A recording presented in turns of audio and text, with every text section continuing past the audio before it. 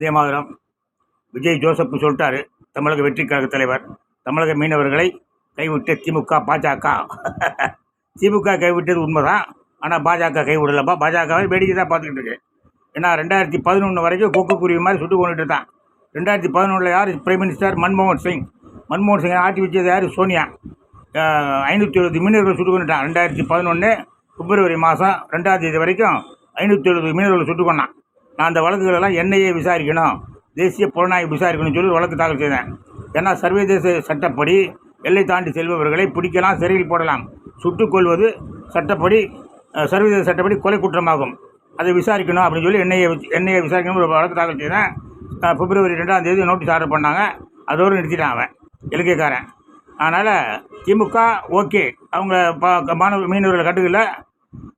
சோனியா கட்சி அதுவும் கண்டுக்காது. பாஜக வேடிக்கை பார்க்குது. பாஜகவுக்கு சோனியாவை பார்த்தா பயம். அதனால் சோனியா கட்சியை முடிக்கணும்னா பாஜக ஒரே ஒரு பேர் சொன்னால் போதும், சந்திராசாமி அப்படின்ட்டு. அப்புறம் இது ஒன்று, குமரன் பத்மநாபன். பாஜக ஏன் இந்த ராஜீவ்காந்தி விவகாரத்தை தலையிட மாட்டாங்கிறதுக்கு சிம்பிளாக முடிச்சிடுறேன். இவனை இந்தியாவுக்கு கொண்டு வரணும்னு சொல்லி ஒரு கேஸ் போட்டேன் 2013. குமரன் பத்மநாபனை இந்தியாவுக்கு கொண்டு வரணுன்ட்டு. அப்போ மன்மோகன் சிங் ஆட்சி, அதாவது சோனியாவின் ஆட்சி. அப்போ நோட்டீஸ்லாம் ஆர்டர் பண்ணாங்க. அதோட போய் நின்று போச்சு. அப்புறம் இப்போ மோடி ஆட்சிக்கு வந்தவுடனே ஒரு வக்கீல், ஒரு ஜட்ஜை செட்டப் பண்ணி இந்த கேஸை க்ளோஸ் பண்ணிட்டாங்க.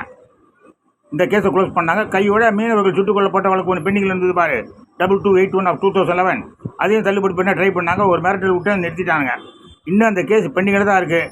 அதனால் நீ தான் நல்லது செய்யணும்னு நினச்சிட்டா 2281 of 2011 அதை கையில் எடுத்து என்ஐஏ விசாரணை வேணும் அப்படின்னு சொல்லி ஒரு மோரட்டை வைக்கல் வச்சு போட்டால் சரியாக போயிடலாம். சரிதானா? ஜெய் ஹிந்த்.